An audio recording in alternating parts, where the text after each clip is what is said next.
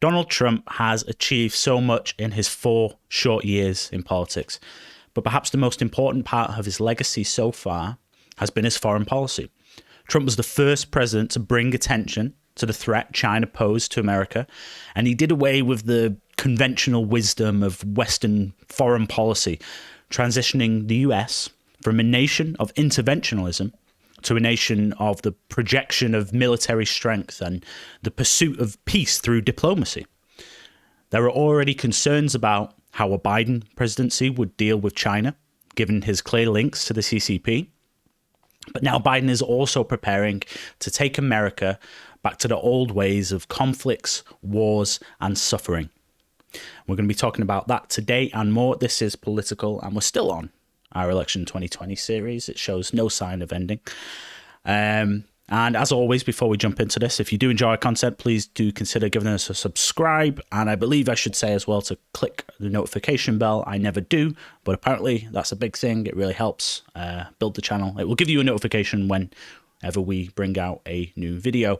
And as well, if you can, give us a like and give us a comment down below. Tell us what you think, because we always reply to every comment as quick as we can, because we do enjoy having a discussion down there. And especially on this video, if there's anybody who is a Biden supporter, who is watching, and I know there must be some of you, I don't know, I hope there are, please let us know down below what you think. If you think we're wrong, if you support Biden on this, or if this is something that, you know, maybe you didn't expect or did expect or whatever, I don't know. But I'd love to hear from anyone who isn't necessarily a typical conservative. So let's jump into it. Connor, I'll throw it to you.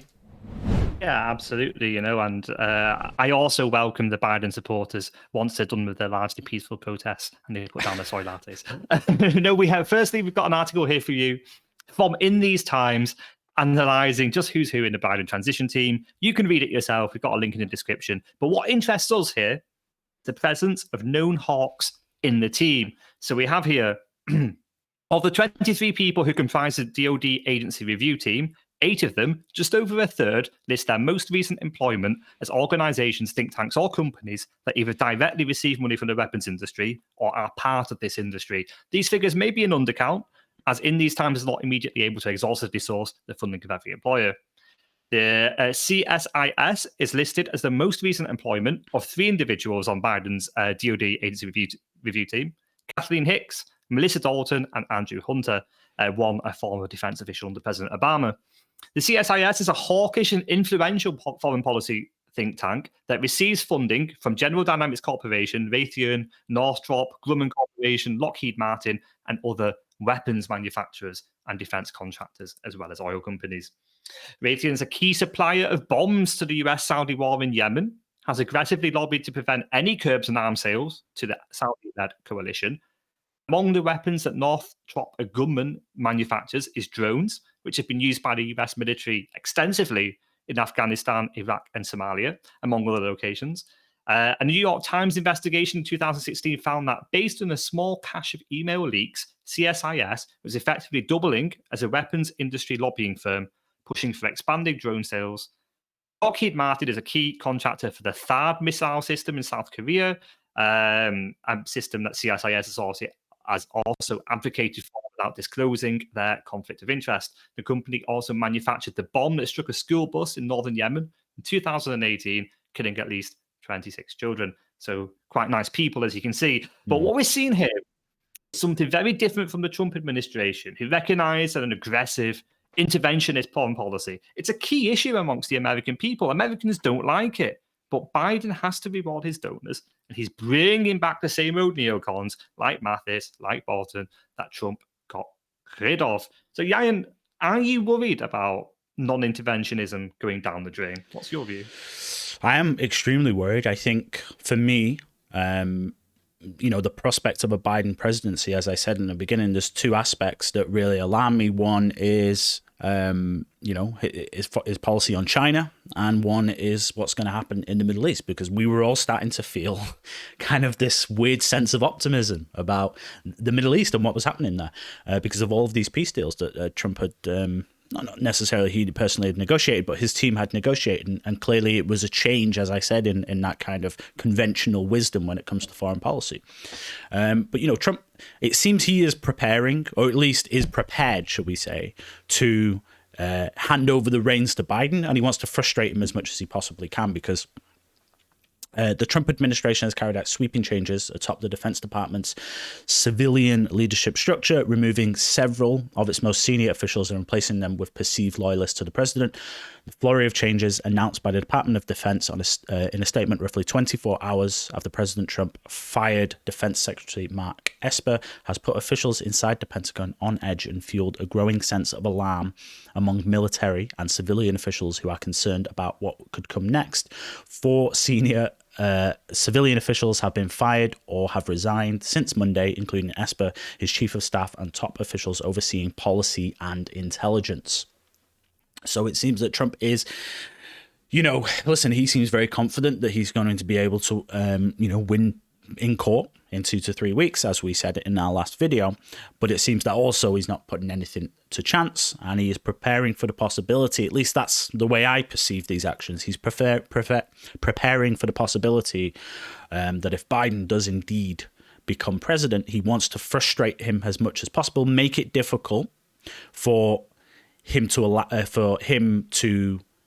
allow his paymasters to take over in these important positions in the Pentagon, in intelligence, and in the defense departments. That's what it seems to me what's happening.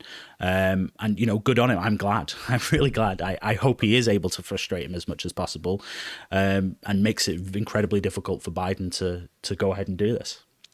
Yeah, I mean, he's right to do that, because we have seen just this year, by the way, so many opportunities for US intervention in the world. I mean, in the last week alone, we have a war between Armenia and Azerbaijan. We have Ethiopia attacking the Tigray People's Liberation Front. Just this year, earlier this year, we had the situation with Iran.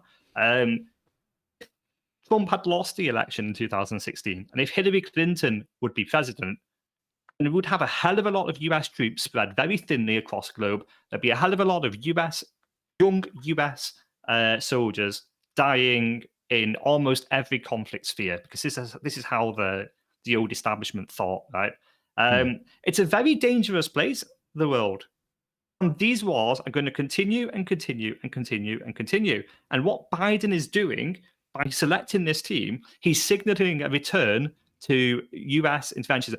We have subscribers in the US military, don't we, Ian? Yeah. We have people who have been injured. We have people who, and they've spoken to us about it, dying in some sandy hell pit, many miles away from Georgia or wherever they come from. It's wrong. It's bad for the American people. And this is an issue that unites the left and the right. Very few things do these days, but many people have united around this anti-old way of thinking. But Biden's going to return to it. It's ridiculous. Yeah, and I think this is why this is why we saw that flurry of anonymous source articles, right? One of which was this, Trump calling military personnel losers or whatever, this kind of thing, because they knew that was his strength. But they knew that's his strength, not because, he's ran this fantastic, amazing campaign where he's really reached out to those people. No, that's his strength, because they look at what Trump's doing and they've gone, okay, yeah, I like that. I've just seen many of my friends die or be injured, like you say, in these sandy hellholes, thousands of miles away, in wars that really have achieved nothing. In fact, made things worse in many instances. And they see what Trump's doing and they're like, great, here's a president who understands, like, have a strong military, project this power across the world. Everyone knows, listen, America's the biggest military in the world, and they will be ready to act if need be. But don't just every opportunity they can, they want to usurp some leader in the middle of nowhere, anywhere. And all it does is it just destabilizes these regions, creates conflict after conflict after conflict. The Iraq War was how many years ago now? Like 18 years ago or something. Yeah. And we're still in this situation now, still troops there. And still the situation has got worse. It's got better. It's got worse again. It shows no sign at the minute that things are going to, be okay in these areas anytime soon. And people are sick of that. People are sick of that. Yes, have a powerful military. Be ready to intervene if need be. Make sure that you project that power and everyone knows that you're ready. But do away with these old interventionist ideas. And instead, like you said, it's a left-wing thing. I heard this from the left more than anyone else for years. Why can't we use conversation to fix these issues? That's exactly what Trump started doing. That's what his administration have done. And yet you see those on the left, they're afraid. I don't know what it is. They just hate Trump so much that they cannot accept, yes, on foreign policy, he's been fantastic. And Biden is a real threat to that. But the reality that the fact is that they hate Trump so much that they're never going to scrutinize Biden for this. And it's a sad, sad situation to be in. Yeah, and it's the people who die for it, the people who suffer from it. It's those poor lads in the US military who are sent to whichever corner of the world that Joe Biden decrees, wherever he thinks he can make the money, whenever his advisors who are taking money from the people manufacturing the weapons decide they want to make a profit. It's ridiculous. And listen, I'm not saying don't intervene, okay? President Trump defeated ISIS. Okay, those were mental terrorists running around, crucifying people, locking people in cages and setting them on fire. Okay, that is a clear point where the US military should intervene. But does the US really need to go and take out the Belarusian dictator? Can a peaceful transition not be negotiated there? Must the US go in and attack and attack and attack and attack at every opportunity? Or it stay its hand? And this is what Donald Trump, as you said, this is what Donald Trump has brought us to, okay?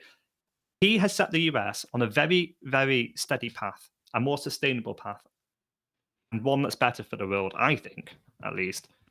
Joe Biden's going to ruin it all. It's going to wreck it all. I think if I was President Trump, I'd be fighting tooth and nail to stop this. And I think he's absolutely right to get rid of those advisors in the Pentagon who are relics of the old order. They don't care about the young lives sacrificed for the sake of a country you've never even heard of, democracy, right? I don't know. What's your opinion? Yeah, and I want to make a couple of final points.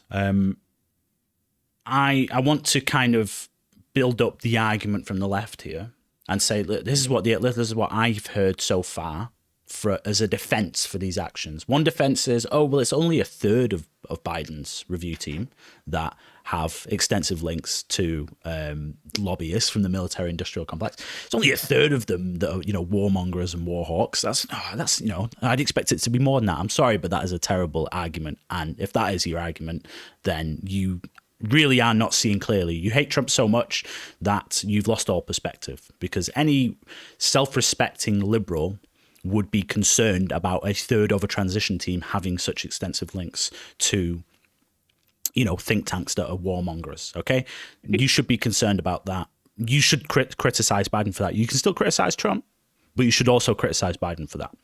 Okay, and the other thing, only 8 people advising the president have links to people manufacturing weapons. Only 8, so it's fine.